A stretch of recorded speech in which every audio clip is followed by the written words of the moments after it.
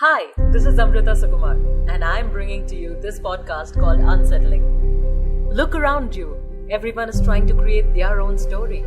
Make a tiny change in someone's life by just following their passion and in turn, inspiring the others to follow suit. This podcast brings to you stories of people who have defied the definition of settled set by the society and have created their own. They have found happiness in their version of settled. What is yours?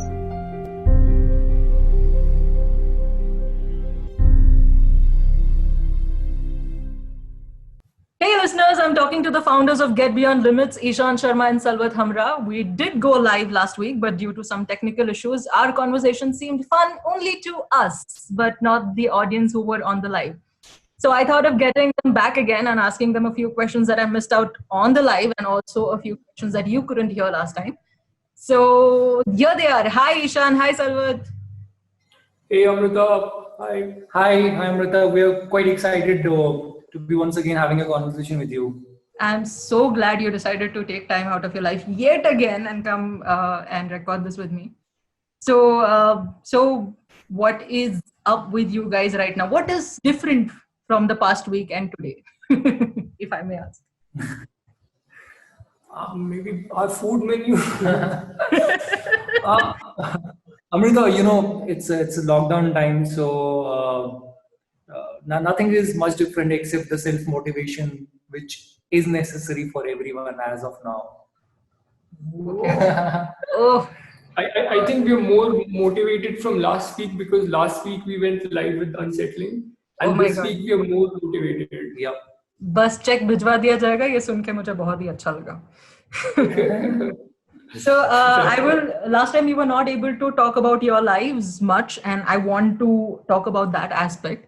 So I would like to know, what did you both do before coming together and starting Get Beyond Limits? Were you both in the same city or, how did you come together? When did the idea come into place? So to go back a bit into the history, we both are from the same college and we both are friends from maybe around 11 years. And Get Beyond Limits is a 6-year-old organization. So we both were doing engineering, and other than engineering, during our engineering, we were part of music band also.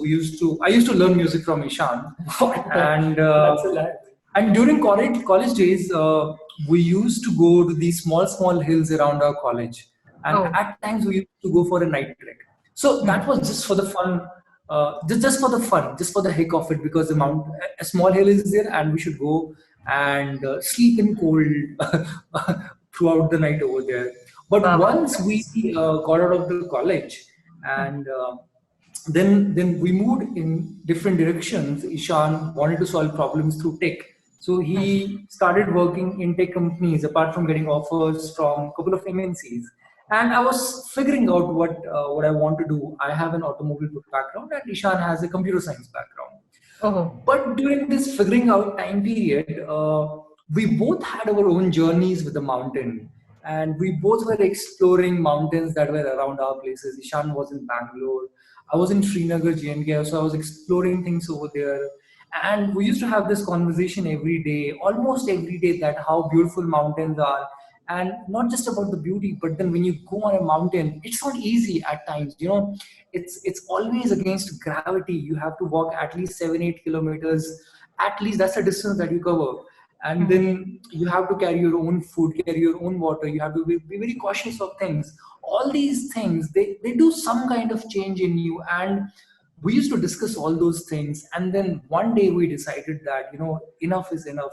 We both had some sort of inclination towards doing our own thing. And we said that, okay, let's do it. And that's when we started working for it. And that was March 2014, when we both started working on it.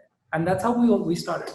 Yeah, and the few things that would come to our mind when Get Beyond Limits happened was, so I was 24 back then, and I was in the IT field, like Salvat mentioned, and there was one thing in my mind that even if it's a mistake that I'm doing, making the switch, what's the worst that can happen? I can probably just miss out on 6 months of salary, but at least for the rest of my life, I would never have a regret of trying something in a field I'm more comfortable in.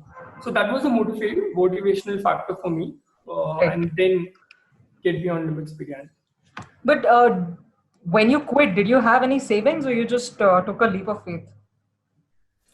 We did have some savings. We had saved up. I mean, both me and Salvat sir, actually, when you look back, are people who are into the minimalistic lifestyle, not buying too much, not consuming too much. But we did have some savings. And I remember when we started, I had 1,30,000 saved by working for a couple of years, 1.5 years. And towards the end of it, till we started making substantial amount of money, my bank balance, I had exhausted 1,10,000, roughly around 1,10,000. Oh. So by that time, we luckily did not touch, luckily I didn't touch zero. And just when I was in that 20,000 mark, then things started to turn around, and we didn't have to look back ever since. Oh my God. Nice. That's wonderful. But on the live, we spoke about you in the beginning when you were trying to convert people to come for your trips. You used to call everyone. Like there were 700 cold calls that you did and you got around 7 people. To get 7 people, yeah. Yeah, 7 people on your trip, which was like a lot of work that you did. But then how did you later on promote Get Beyond Limits and scale from there? Because I don't think this is something that you continue doing, hopefully. So basically, the thing about us, about being entrepreneurs, earlier we were just people who would admire the outdoors, but we are now entrepreneurs who admire the outdoors, and the journey has not been unidirectional. I mean, we've learned everything. So when we had to make those 700 odd cold calls, we realized that this is not how it's going to work, and all our friends had stopped answering our calls, and that was not a good sign. Then we went back to the board. We would sign up for some online courses on different platforms or YouTube and just understand things. And we learned. I mean, in a way, we just learned because we knew that this is something that we wanted to do, and we understood and we believed that it was not impossible. So we learned, went back to the drawing board, learned a lot of things, tried them in real life, and then we started seeing results. So I would just add a couple of things. So this is another beautiful thing about entrepreneurship, that you know that you want to do something and there's a way to do it. And you just have to surf around and be open to learn things about it. Else, I feel before being an entrepreneur, for me at least, it was like, you know, you want to do something, but then throughout my life, I felt that, okay, there's some sort of magic that makes it work. But the magic was always within. You just have to go for it and work hard for it. There's a lot of appreciation coming from Ishan, I see. Bully appreciation. No, not really. It's very well put. I mean, it is the truth, and it's put in the right manner. So yeah, I get it. That is why he still calls you sir. It's amazing.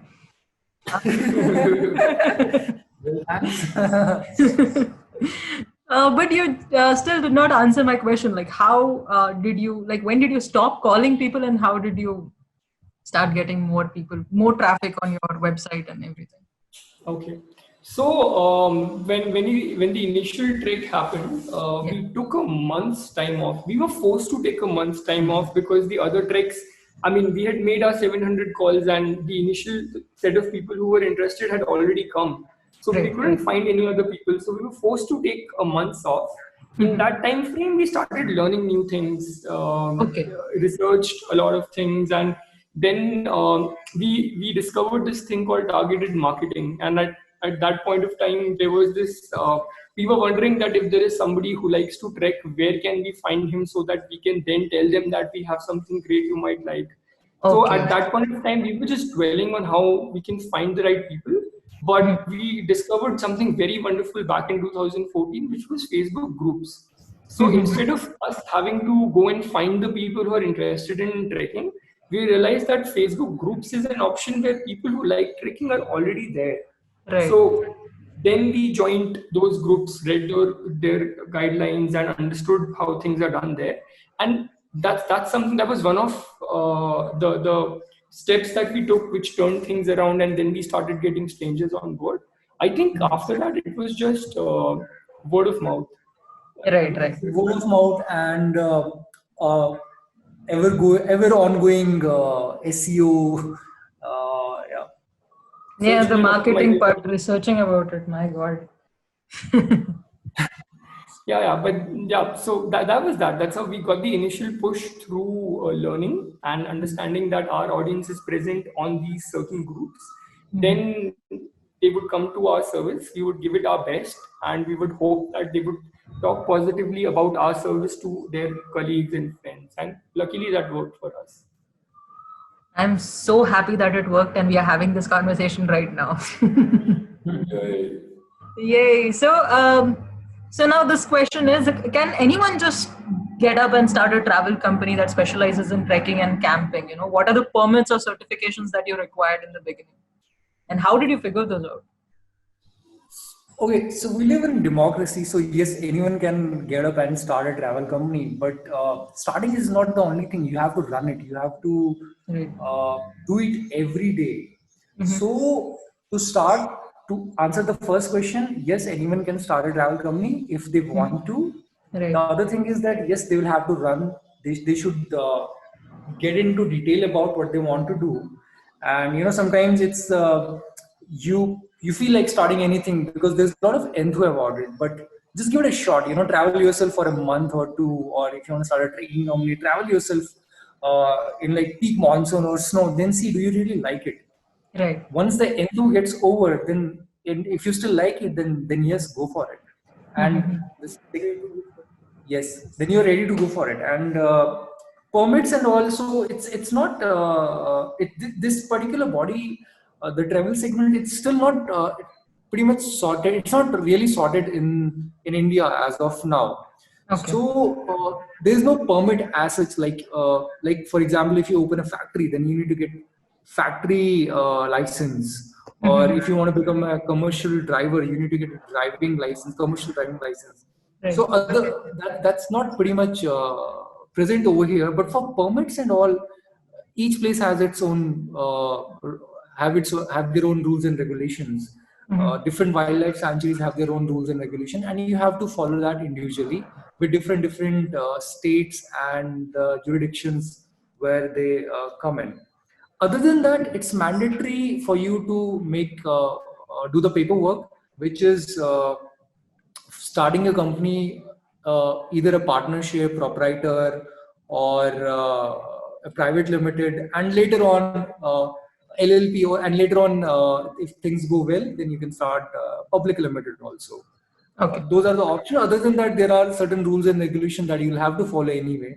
For example, GST is there, and Right. then TDS is there. All these tax forms are there. You have to pay certain tax. Yeah, so those need to be done. Yeah, and if you want to start something in the travel segment, if you are a graduate or a postgraduate in the travel and tourism sector, that gives you a lot of help. For us, our major chunk of activities lied in the trekking segment. For that, both me and Salvat sir are basic and advanced mountaineering certified from HMI Darjeeling. Okay. And yeah. And even Ishan has an expedition experience also. Oh, wow. Yeah. Oh, So- amazing. So when you talk about mountaineering course, how was that experience and what did they teach there? What is it all about? So a mountaineering course is something very, very, what do I say, self-enlightening in so many ways. So India is a country, so Pandit Jawaharlal Nehru, after we got independence and we, Sir Edmund Hillary and Tenzing Norgay were the first people to summit Mount Everest. Right. Pandit Jawaharlal Nehru saw the opportunity that a good percentage, almost the entire percentage of the Himalayas lies in India. So he encouraged people to go towards mountaineering, and then came in Himalayan Mountaineering Institute and other four to five more other institutes in India. So the experience for a mountaineering course is basically they teach you to live, survive in the mountains, teach you basic techniques of which you can use to climb different types of mountains or different parts of a mountain. They could be a glacier. A glacier is basically ice in your face with a crack, but big enough that somebody can fall inside and probably never come out. Oh my God. or how to use ropes, or if somebody and a mishap happens on a mountain and you're slipping and falling down, what are the ways through which you can rescue yourself or your colleagues, or things like how to ration your food, the tents, the sleeping bags, that kind of arrangement. What is the right approach? Even the right approach to look at a mountain. Like if I can take the time to tell you that there are a lot of people who say, let's conquer a mountain and let's win a mountain. But a mountaineering course, basically with all these activities, we feel it makes you very humble and makes you realize that you can never conquer a mountain. A mountain is always more mightier than you. It's just that you ask for permission. So these are also the things that a person basically learns besides the technical things on being a mountaineering course. So there's a lot of philosophy that goes on mountains. Yeah, I guess. When you talk about glacial climbing, oh my God, I am really scared of all those things. I don't know how you did it. And how long was this course? And like, how many days were you out on the Sure. So correct a word? basic course is 28 days. If you qualify and get an alpha grade, you then do an advanced course, which is again 28 days. If you qualify for that, if you get the top grade, only then you are permitted. So the regulatory authority for mountains in India is IMF, Indian Mountaineering Foundation. So only if you have an alpha in your advanced course, it's only then you can go for an expedition. So Salvat sir by 2015 had finished his both basic and advanced mountaineering course. I had done mine in 2015, the basic one, and the advanced one I just did last year. Okay. Oh my God. And the circumstances depend on what weather you're going for, but usually if you go for your advanced course or even your basic course, you have to survive on snow for a good 16, 17 days. Forget taking a bath, forget washing your face, because the average temperature could be a minus 10 degrees. And and it's actually, I mean, to go back to your question, what do you learn from a mountaineering course? Besides technical stuff, you also end up respecting basic resources like food, water, or the comfort of your bed or a blanket, because you don't get that there during your course. Even bathrooms. Exactly, bathrooms. Oh my God. So the circumstance is like that. Water is not available. You have to go. You have to get it. At times at night, because you're on that altitude, a very higher altitude than what we experience in the city, the weather changes very frequently. It is extremely cold at times, or if it rains too much. Oh my God. So yeah, I mean, for us, I think Get Beyond Limits is not really just an organization for us. It's also a way of life that you choose to get out of your comfort zone, because you know that the sense of achievement is priceless, probably. Pretty much, Yeah. So, Yeah. And that's what makes you at the end of the day. That's what makes you happy. oh, I am completely agreeing with you guys. Like, if you are ready to live with scarce water and food and no toilets and no bathing for 16 days, I guess you can do anything in life. I mean, marketing kya hi cheez hai? This can be Entrepreneurship put in a is like different way also. The circumstances were like that, and you just openly accept it. Not that we did not want to take a shower. But you couldn't. Like, I get what you mean. Of course you couldn't. There were no resources to do that. But Right. accepting to do such a thing is also a task, right? Since we are really brought up in a lot of comfort, we tend to do this voluntarily. But since you have done it, I understand the kind of passion you have for it, which is Thank you. so. Well, talking about Salvat, I found a lot of things that you have done also. I there's a half triathlon that you have completed, full marathon, 5 kilometers swimming, 10 kilometers swimming, and basic and advanced mountaineering course, like Ishan said. What? Right. Why are you doing all these things? Why are you going beyond limits? Yeah, I mean, yeah, things happened when I came to Bangalore, and then it was completely new for me. I found that people are into triathlons, and when I first time heard about the triathlon, it was like you have to swim the 3.8 kilometer, then you Right. have to cycle 182 kilometers, then you have to run 42 kilometers, and all this you need to finish in 16 hours. So I was like, God. whoa, wait, is this Is- even possible? Like Is back it in continuously 2013. done? Is it done continuously one after the other, or there's a break? Yes, one after the other. Yeah. Oh my God. Okay. And you have individual timings for each event. Like swimming, if you don't finish it in certain time, then you're out. Acha. Okay. So when I heard it for the first time, I was like, whoa, man, like my mind was blown completely. Like, can something like this happen? Okay, one is Everest, that can be like killing and can blow your mind. But the other thing was triathlon.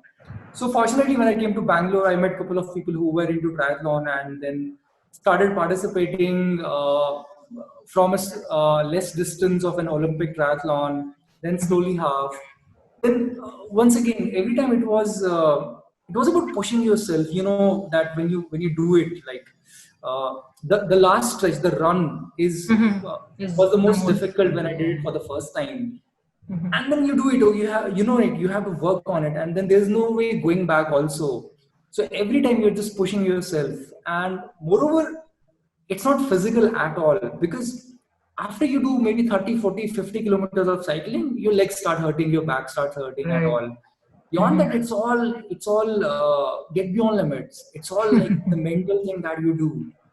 And that's what Ishan said. For us, Get Beyond Limits is not just an organization, it's a way of life in whatever way it's possible. By the way, as we speak, Salvat sir he swam 10 kilometers continuously in Chennai, and he's Oh. done 4 half Ironman. Yeah, 4 half triathlon. Yeah. I read about this. My God, it's amazing what you guys have done till now and what you're still doing. I don't know where you get the energy to do all this. It's all a mental thing. If 4 anyone wants to times? do it, I'm sorry? You did the half triathlon 4 times? Yes. मतलब Yeah, एक 4 बार में different खुशी times. नहीं मिली. दूसरी बार अच्छा करना था, दूसरी बार और प्रैक्टिस किया था, Okay. और समझ में नहीं आता like what to do. Like at least you have to work out for at least 1 to 2 hours in a day. So why not to work out for a triathlon? My God. Amazing. I would just say amazing. This is good. Thanks. They're doing so much, pushing beyond limits and just doing what you love. So this is beautiful. And Yeah, I would while talking, sorry, continue. No. I would just say one thing, that if anyone is hearing this, then and if you wanted to go for a triathlon or a swimathon or any sport, anything that Ends with a thon. Marathon, swim-a-thon, triathlon. yeah, that makes you question your lungs also. So just go for it. It's not a big deal. In life, if we just do practice, if we practice regularly, then it doesn't become a big deal. And Right. plus the pain is all in the head. After some time, it doesn't really matter. So anyone can do it. That's what I want to say. Oh. Bullying. Ishan, please start. I love it how Ishan goes, "Whoa," right in the middle of your thing. No, but it's the truth. It's really the truth. Yes, anyone can do it, but the point is you have to keep on building endurance. You have to have it's mostly in your head, so you have to have a mental strength that builds over time. What's important is taking the first step, and eventually endurance builds and strength builds, and that's a process that happens eventually. Yes, so listen to him. If you are planning to run, I am not. I'm going to just sit here. So not my. And talking about a lot of things that you've achieved till now, I also saw this one journey. It's called a series. It's Speed Breakers, and have ridden a bike, I think, for 25 days. What was that all about? Was it before you started Get Beyond Limits or after you did it? And why did you do it? What was your... Just tell me. So Amrita, Yeah. no, this was back in 2017 when me and Ishan, we both decided to go on a motorcycle. So no, basically what had happened was we'd made a friend on. So basically the thing about treks and camping events is you end up making a lot of friends. So one such person, Salvat sir had recently bought a bullet, and one such person, one of who then became our friends, she calls us up and she said she invited Salvat sir for her wedding in Both of Udaipur. us. And then she called me that there's a wedding happening in Udaipur. Do you want to come? So being the introvert that I am, I'm like, okay, let's see. And I go to Salvat sir and he's like, hey, do you want to go on a bike? I'm like, sure. Then, so that's it. Be that as it may, we picked up a bike and then we opened Google Maps. And so we had gone to this restaurant where we had ordered some breakfast, some idlis and some coffees. So we took that bill, and on the backside of the bill, we took a pen and we opened Google Maps. And then we looked at all the cities from Bangalore to Udaipur that we always wanted to travel. And we made a list of all these places. So we're like, okay, we have to go towards Udaipur. So, okay, there is Pune, it's a beautiful city. There is Goa, then there is Ahmedabad, and we didn't want to go directly. So then there was Run of Kutch. We spent a night in Run of Kutch. Wow. There was a Chudail Mata Ka Mandir. We wanted to visit that, but we couldn't. From there, so that's how we eventually reached Udaipur. And then both of us have our college, our graduation college was in Jaipur. So if we were in Udaipur, we had to go to Jaipur. So came in Jaipur, and at that point of time, my parents were in Delhi. So if you are in Jaipur and if your mom is inviting you for Rajma Chawal, you have to go. So from there came in Delhi. But now when you're in Delhi, you have to come back to Bangalore. Oh my God! How did you come back on the bike, or did you just put it on a train? Of course. On the bike. Of course. God. Okay. That was that. Did you take a different route or the same route? A different route. Okay. So no routes were repeated. So that was that. We then took a different route and came back to Bangalore. So yeah. 25. It was a 25-day bike ride, 67 kilometers. 6,637. 6,007, yeah. Wow, kasam, बहुत ही बढ़िया. So did you stay? There were stops, right? There were pit stops. Yeah, Yeah. of course. Every Thank night. God. Thank God. I mean, the idea was just to travel for no reason and enjoy these beautiful things, right? That you see Right. the sunrise. No, you don't see the sunrise. You'll be sleeping, but yeah, the sun is up in a different state, and by the time it sets, you're in a different state. Right. Or you have bhajia pav for breakfast, and then by the time that you reach your dinner time, you're in a land which sells amazing dhokla.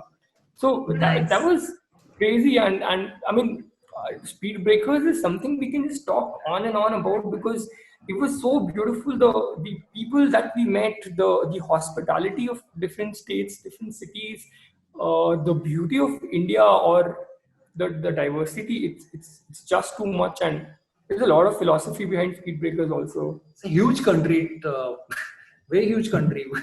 It's tiring I mean, also.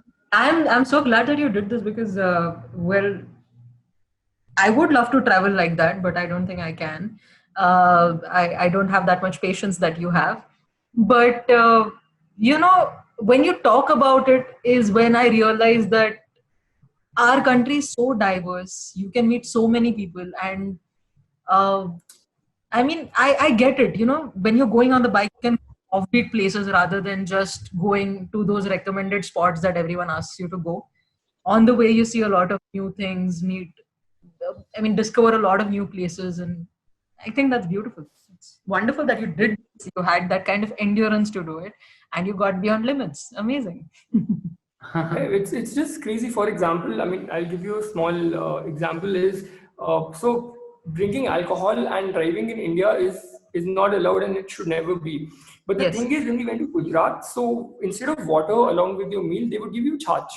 And both of us had chach, and we realized that after having chach, you cannot ride your motorbike because it's so heavy. You feel sleepy after that. So then we're like, in Gujarat, there should be a rule that you cannot drive after having charge. So, I mean, small things like that. I mean, very pure things, very small things which you otherwise one doesn't get to experience.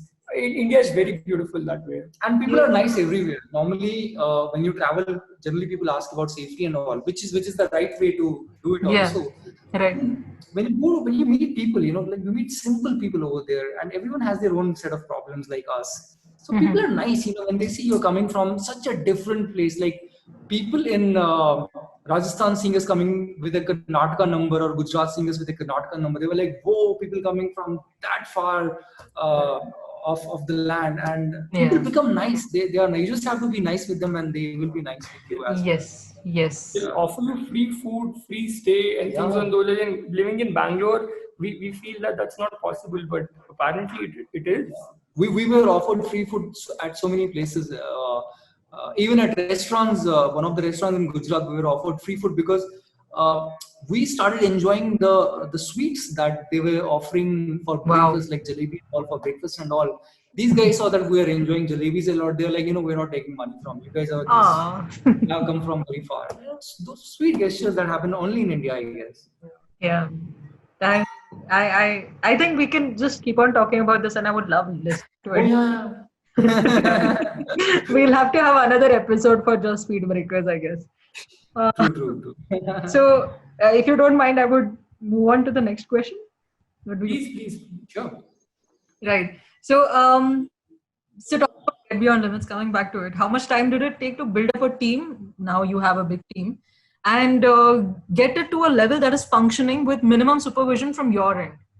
And what are the challenges that you faced in your journey till 6 years? Amrita, so from the very beginning, we in just 2 months we realized that if it's only two of us, we won't reach anywhere. Right. So I think in first 2 months we decided that we'll start having multiple treks, and then we'll initially do those trials of having multiple treks with ourselves only by leading the team, and then eventually we'll start getting people on board as outdoor leaders. Right. And so that was like initial 2 months we started doing that. And now to build a sustainable process for it and to make sure that it runs in the right way, it took a couple of years for us. Okay. And even now that particular process gets redefined every time. It becomes more and more strict and more automated. That's what we want to do it. So that keeps on going. If you say back 6 years back, was that process polished? No. But if you say now, is it good? Is it polished? Is it worth? Yes. Okay. And as far as the challenges are concerned, a lot of the challenges, in fact, challenges kept coming in, and that's the beauty about entrepreneurship. Just because challenges come, that doesn't mean that you can't do it. That just means that you can find a solution to it and just go forward. So to give you a few examples, trekking was something that was that everybody wanted to do, and we were also in our peak. But then came in a case of forest fire in Theni forest fire. It kind of became national news. Theni is a place somewhere in the Tamil Nadu Kerala border area, and a couple of trekkers not connected to Get Beyond Limits, they went there. Forest fire happened, and a lot of people died. So the immediate response, it became national news, and the immediate response to that was states like Karnataka, Tamil Nadu, Kerala, Andhra Pradesh, they had banned trekking. And at that point of time, trekking was one of our biggest assets. And never had, this was probably 3 years or 4 years into Get Beyond Limits. And that was a big, great sign. And we couldn't understand what to do because trekking was being banned. And that's what we did at that point of time. So of course it was discouraging, but yes, at the same time, for us, entrepreneurship is not just about taking the credits for it, but also finding solutions to problems that arise.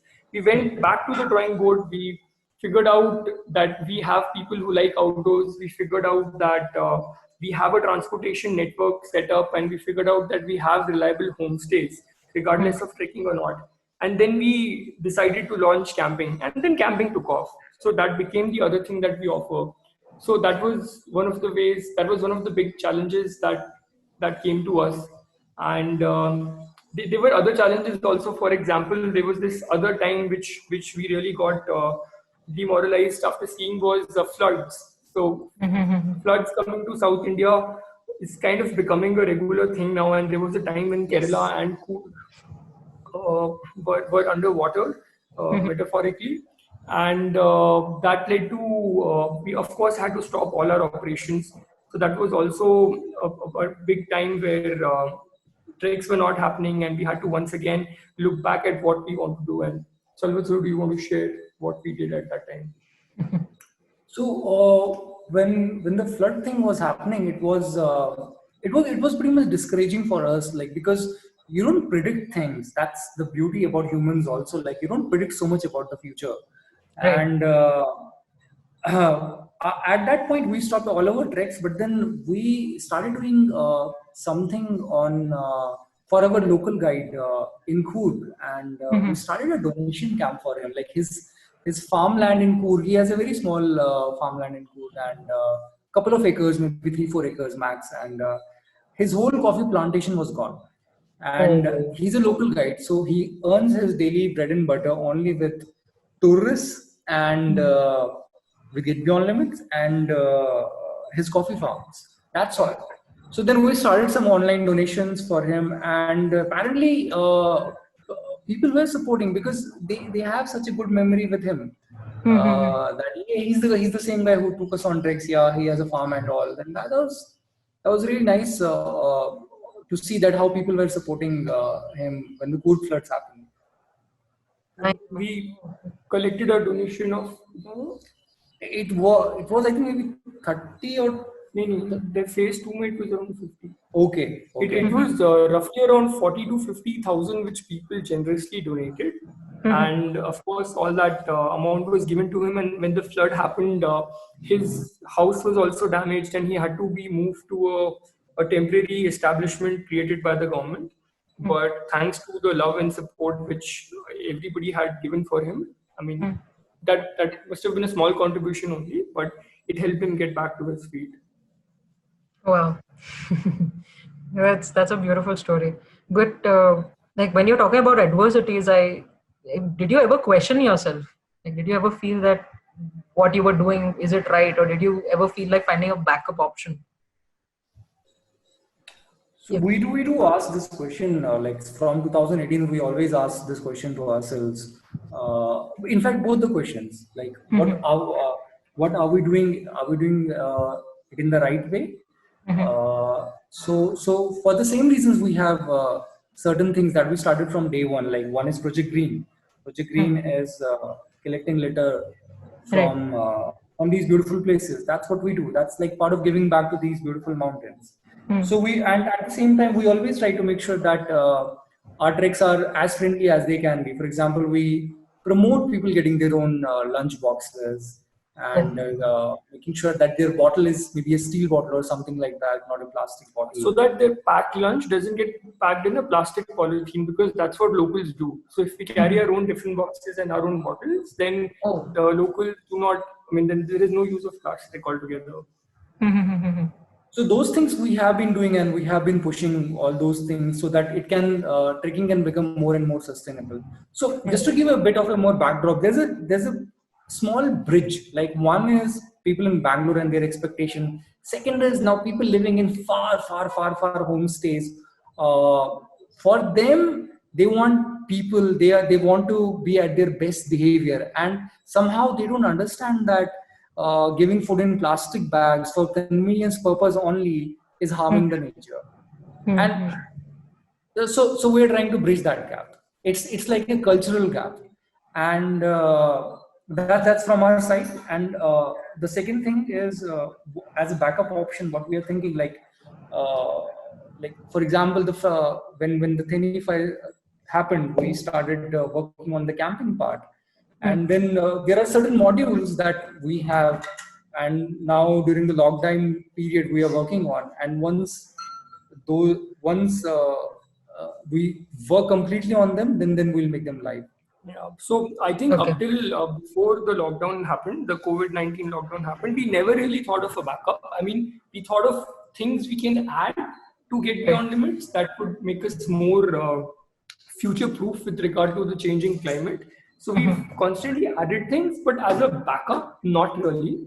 It's only in the COVID-19 now that things have become very unpredictable. So we've thought of 7-8 things that we can do in Get Beyond Limits, which would promote social distancing. Of course, trekking and camping by nature are activities which promote social distancing. But still, to be more future ready, we've come up with other things which are yet to be live.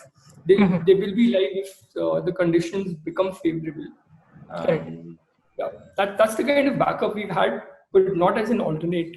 backup. Right. Yeah. So There it's was no basically plan. backup to foolproof Get Beyond Limits rather than just finding a different direction altogether. So which is good. Yeah, absolutely. That's never happened in 6 years. Nice, nice. So that's what an entrepreneur is all about, right? If you are faced with a wall, you find a way to work around the wall. So or work with it, which is good. So you spoke about a team. You have a big team now. The people who work with you, your outdoor leaders. What kind of training do you have to give them so that they are ready to be a part of your team? So eventually the process became more and more strict, the hiring process. And first is that their resume should qualify. And second, after that, Resume. So I can't apply. Of course you can. Okay. The thing is that we want people to be a bit experienced. It's a very fancy thing. In today's time, at least everybody wants to become a traveler and have a fancy Instagram profile. So this is a trend from at least past 3 years, what we have seen. So then you see a lot of people who want to join, they just want to join for the freebies of free traveling to different places and getting that instant gratification by clicking pictures on top of a mountain. Or even at times, being a leader is something that gives you a confidence boost. At times, people just want to become a leader here because they just want to control somebody. So there are many factors which we also realized eventually, and then that's why our process become more and more strict. We have a couple of questions that we ask. It's a good 20 minutes to at least to maybe 45 minutes of an interview process that happens, and there's a grading score. After the grading score, there is a human score that we give. Physical exercise also. We make them run around certain areas and check their fitness. Oh, so I'm definitely failing. And once all those things are done, then after that we have some certain training processes, like different modules we have in that. And once all those are done, then they come on board as an assistant outdoor leader, and they do get training for at least 4 to 5 treks. And then eventually if they feel, and we also feel now, they are good independent outdoor leaders to lead the trek, then yes, they can go ahead. So it's a bit slow and long process, but eventually we realize that this is the only way. It's hand tailored to our needs. Once again, that the outdoors or travel sector is not very structured. So one of the ways that we had to hand tailor everything through trial and error. Lot of trial and errors. Lot. I get it. I'm going to lose in the physical test, so I'm not applying at all. Hey, no, nothing like that. Okay, you live in Pune, by the way, so. Yeah, but what if you expand to Pune? Like, there are a lot of trekking. That's right. Also. That's right. You have time then. मतलब like consider ही नहीं करने का application गलत है ये. Okay, that's a completely elaborate training that you do, and I'm really glad. But do you do it personally? I mean, the entire psychology test and everything, as you said, because psychology. Yeah, the training sessions are mostly are carried out by us only.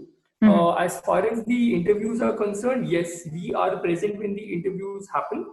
Of course, we don't interview, so we have a team of people who come and help us. So we divide the candidates, and then some of them are allotted to other experienced outdoor leaders, and some of them are allotted to us. But up till now, almost 9 on 10 times we've been there for all interviews, which happen for every outdoor leader who comes on board, or even the hand-tailored training session that we provide to them. Nice. Amazing. That's actually well structured. And since you did it by trial and error, I think you have more experience-related questions for them, which would help you find the right person, which is really good. Thanks, so, Amrita. moving on to the next question, can you describe a trip that is planned by Get Beyond Limits, from a person applying for it to the destination and back? Sure. So what Get Beyond Limits essentially does is we plan almost all-inclusive trips for people, making it very, very convenient. The thing is, when you have to go to these very isolated places or on top of mountains, it's not easy to be finding your food, water, shelter, permission, and things on these lines. And that's where Get Beyond Limits comes in. So a person who wants to go to the outdoors or to these places or have an experience which is directed in getting out of one's mental and physical comfort zone in the most comfortable ways. All they have to do is go to a website, click on the book now button and complete the process. They get all the information that is needed. They first get all the information about where they're going, what to expect, what to carry, what not to carry, who to call if you have any queries. They also get information about the pickup points which are available in Bangalore, and even assistance if they require in finding out the closest pickup point, or if they need to be picked on the way. All that information is there on the website before booking on Google Maps. When they book on the website, they get immediate confirmations from us via SMSs, emails, and other forms. Then all they have to do is reach the pickup point and the timing and converse with the outdoor leader if they have any doubts before the event. That's it. Once they once they reach the pickup point and the Get Beyond Limits bus arrives, everybody gets together. We have a lot of fun in the bus. One of the beautiful things that we've observed is, for example, it could be a team of 19 strangers, but towards the end, towards the activities that happen, and towards the end, the entire aura that gets created by the entire experience, that 19 strangers somehow end up becoming 19 friends. So that involves having a lot of fun in the bus, throwing around ice-breaking sessions, which the outdoor leaders are trained to share with people. Once they reach their destination, probably next day in the morning, they freshen up, they have breakfast.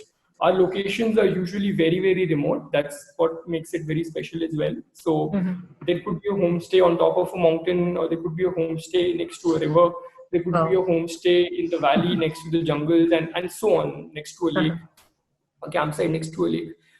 So we have a breakfast, enjoy the surroundings. If somebody is booking for a trekking event, then they meet with their local support and their local guides, and the trek happens.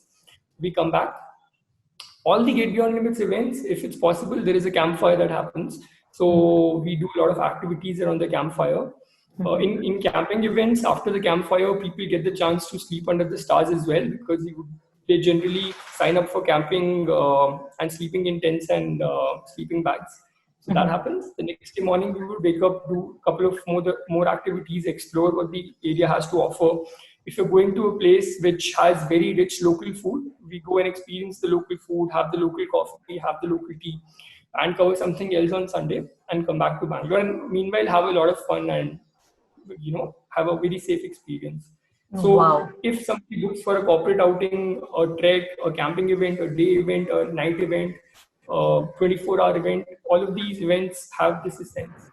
Did I cover it? Everything. Nice. I just feel like going on a trip now. I actually feel like going on a trek right now. I mean, I'm so excited from the bus journey to everything. So I will definitely be coming down to Bangalore, and we'll plan a trip with you, because last time the plan had backfired. I'd come down last year, but we were not in touch then. I didn't know about Get Beyond Limits, and I'm so sorry about that. But it's okay. Once everything lives, it's okay, it seems. we are sorry, we didn't know about Amrita Sukumar. It's our loss. Yeah. I get it. Thanks. People will feel that I'm paying people to talk about me. Genuine, by the way.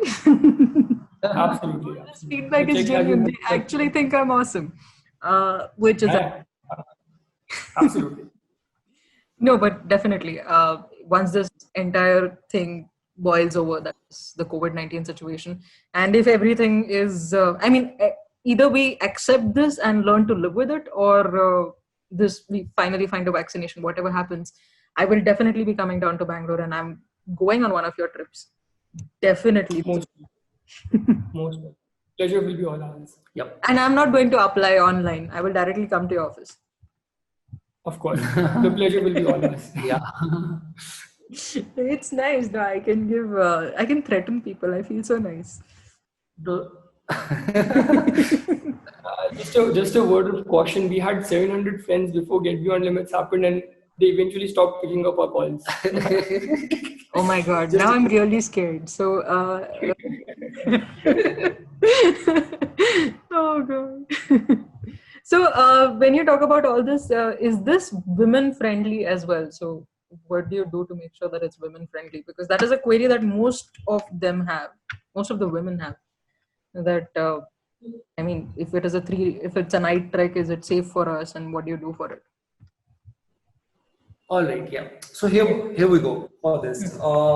Yes, it's friendly for both men and women, not just men and women, but then for families also, for children also, and for senior citizens also. So the Senior citizens protocols do that are- participate? I'm sorry to cut you off. Yes, they do. They're amazing. Senior citizens and children are my favorite. Okay. Yeah. So the protocols that are made by Get Beyond Limits when it comes to trekking, camping, or corporate outings, they're same for everyone.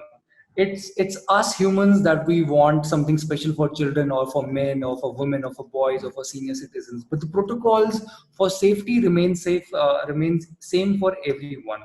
Other than that, we have separate stays for men and women, and we have no smoking, no alcohol, no nothing like that. You're allowed to take on a trek, and we're very much strict for that. So that makes us again a safe organization. And because of these practices that we have been following from past 6 years, there's so many families that come with Get Beyond Limits. Father and son bonding happens on Get Beyond Limits, and there are at times, we have seen 3-4 families, they come together and book an event with all the men, women, and children Wow. coming on. It's only because we provide a safe environment for them. Our protocols are strict when it comes to that. No matter who you are, when you enter the Get Beyond Limits bus, yes, fun will be there, but then we have to follow the protocols. And Yes. we also have a great number of women outdoor leaders who join us. So we try our best to have a male outdoor leader and a female outdoor leader whenever it is possible. So that's also something that it gives comfort to both the genders. Right. And we've also had women only events in the past, and a lot of women have shown interest. But so that's how. Wow. Nice. So you have all your bases covered. I'm really glad. Talk about the competition. I'm sure there are a lot of people who are there in the travel industry. And how do you manage it? How do you stand out? What do you do to stand out from them? So before we say anything, a good competition means that there's a good market. So that's a Right. very good thing. There is good competition. I don't think I'm ever going to get used to Ishan saying "whoa" after every sentence. That you do. Right, but it is the truth. I mean, great words have been spoken. So yeah, so it's going to be with almost everything. When you see anything booming, then there'll be more people who would be willing to come as producers, and there will be more people who will be willing to come as consumers. So Right. so that's going to happen. That will be there. But for us, what's important is that we are sticking to why we started Get Beyond Limits. The whole idea of Get Beyond Limits was to make sure that people get out of their comfort zones on these beautiful mountains and see see a new. I'm not getting the words. I mean, You're speechless. Yeah. I think A better version of themselves when they come back from these beautiful mountains. And somehow all these changes that happen on a mountain, and when all these changes are brought back to Bangalore or whatever city people are coming from, it follows to different people also. It spreads like a chain of good things, and that was the whole idea. And that's what we have always been trying to do, and that's what we feel keeps us apart from the competition that's going up. right, because we don't see once, although we've just majorly spoken about trekking, but that's because that's a major chunk of what we do. But we're not really a trekking company. We're a company which makes you feel a certain way through the outdoors and makes you, in some ways, a better individual when you come back to your respective city.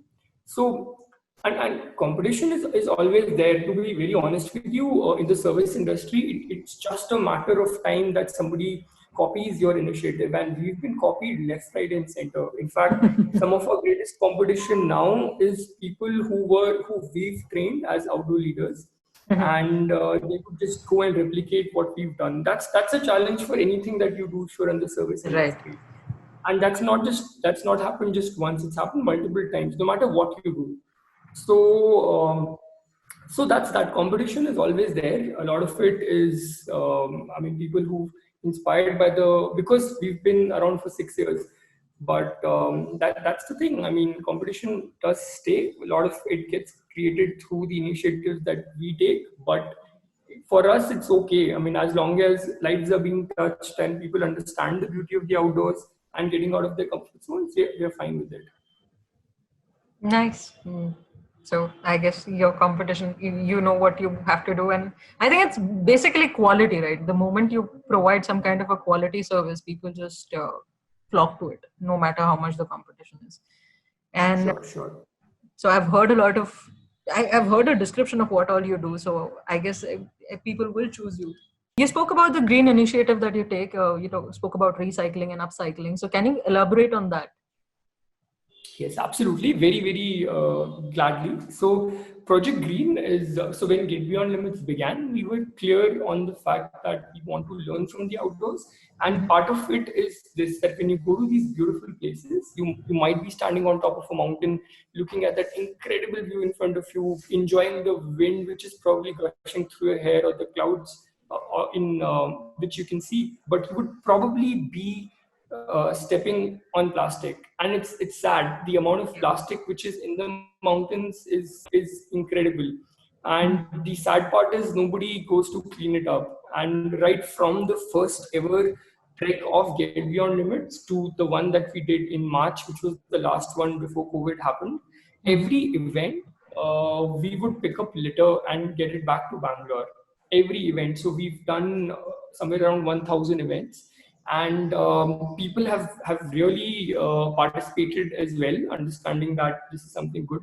And in this entire exercise, we've collected more than 11,000 kgs of litter, everybody who's participated. Wow. And a couple of years back, some people from the outdoor leaders took an initiative, and then we ended up tying up with a recycling facility in Bangalore, wherein we would get our litter back to these recycling facilities, and they would then convert all that litter into usable things. For example, if there is a Tetra pack of juice which is somehow lying on top of a mountain or a waterfall, that could be part of a wooden table somewhere, or some form of plastic litter would probably be part of somebody's spectacles frame. So that litter gets recycled. And we also hope that when people take the initiative of picking up litter on trekking trails, and when they come back to Bangalore, somehow as Indians, it is a common habit which I have seen, that people end up littering and just throwing litter here and there without realizing what they're doing. And it's a very small action, but yet people do it. So we somehow hope that when people come back to Bangalore after they've voluntarily collected litter of other people, maybe we somehow hope when they get back to their respective cities, before throwing litter, they somehow get a word of caution by themselves, and they probably look for the next custom. Yeah, hopefully that will happen. It's a long process, unless people are aware and people don't see how it's a small thing, right? To carry back your own trash home and put it in a dustbin.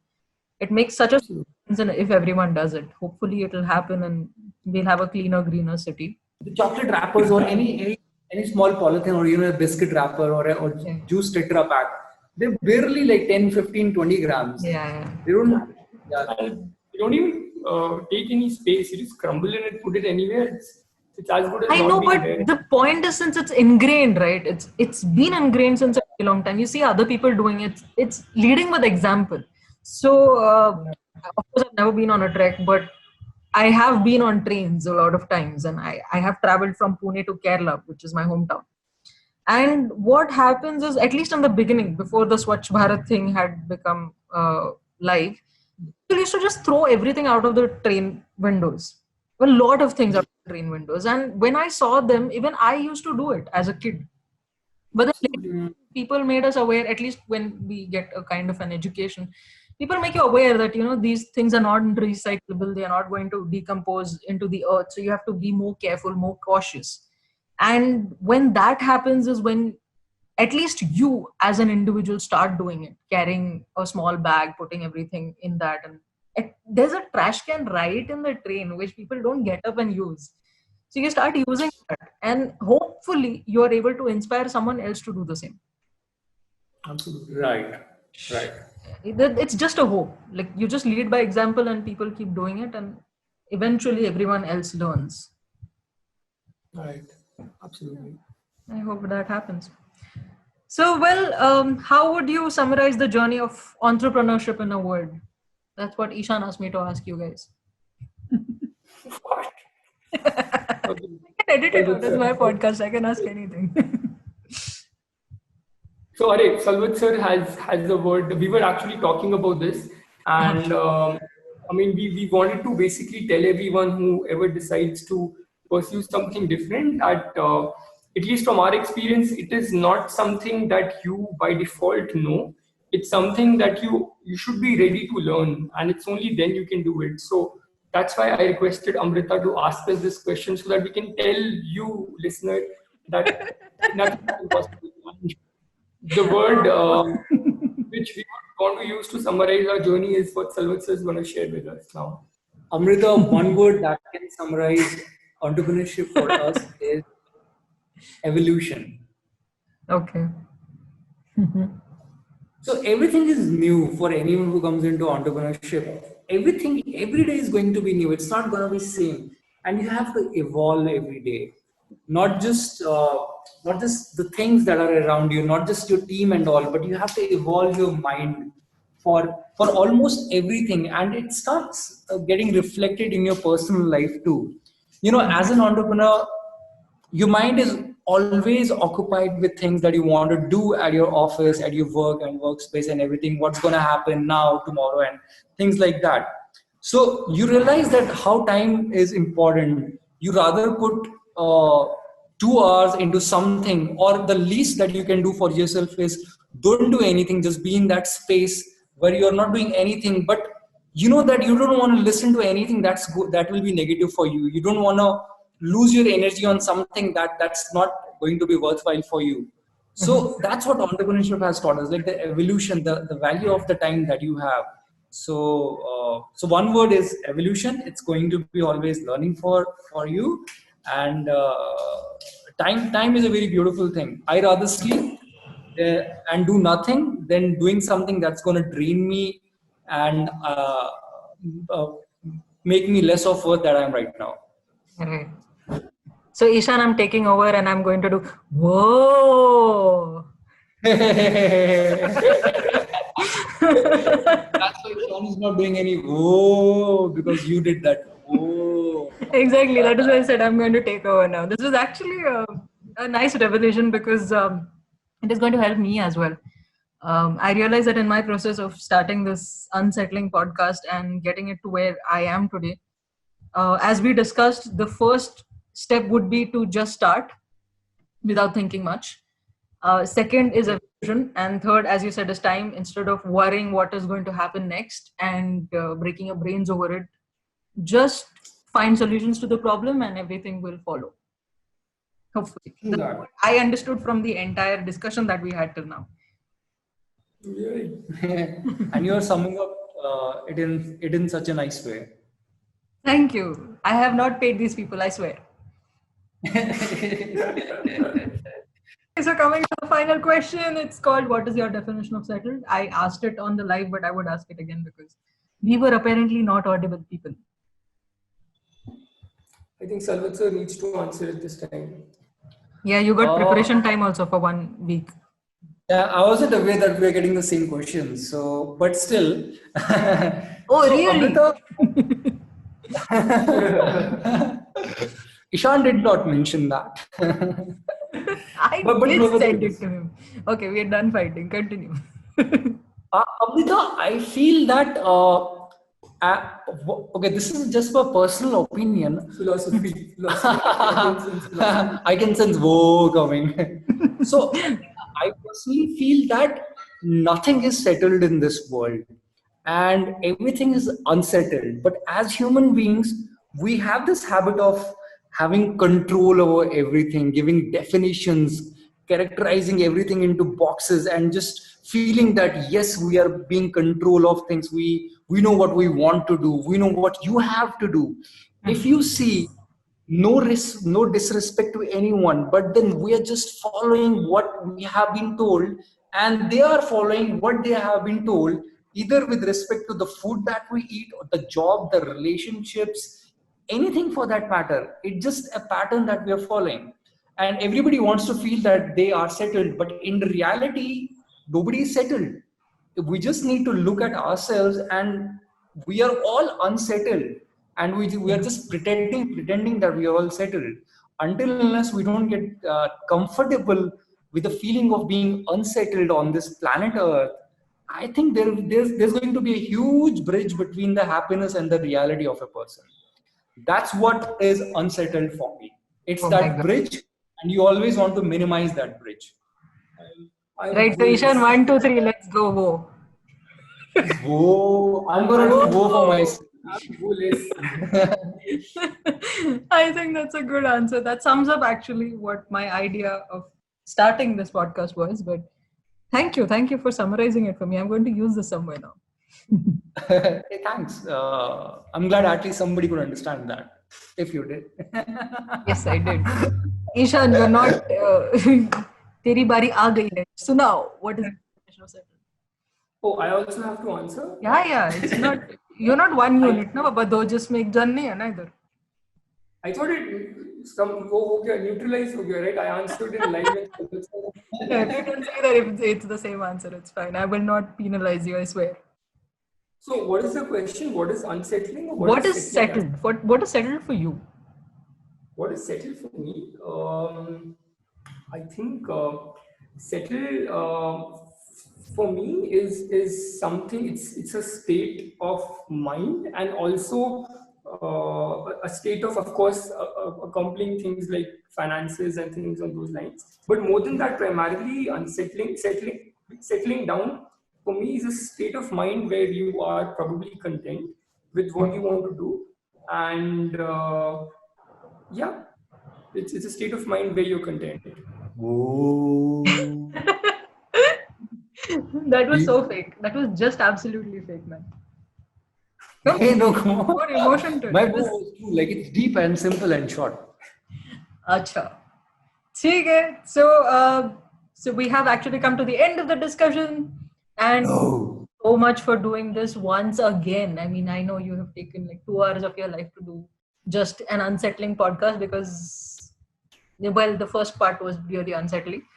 Thank you so much for taking time out of your lives, discussing about this, and starting such a wonderful venture that can inspire a lot of people. Even though they're not inspired to start a travel agency after listening to this, but at least they will be inspired to go find themselves in the mountains. The mountains are not calling you. You will have to call them and get in touch with them to the mountains. And hopefully you will find yourself there. So thank you so much for coming on. Bye-bye. True that, Amrita. Thank you so much for having us. Once again, it's a pleasure to be here. And the reason why we gladly came back is because the initiative that you've taken is wonderful. And if it touches the lives of people who are looking for this, it's an honor to connect with them through your initiative. And it's always fun to get in touch with Amrita. Totally, Amrita. Thank you so much for giving us your time. Thank you. I will be adding all the links in the description so you can get in touch with them. You can read their blogs. There's a blog of Get Beyond Limits, and there's an Instagram page as well.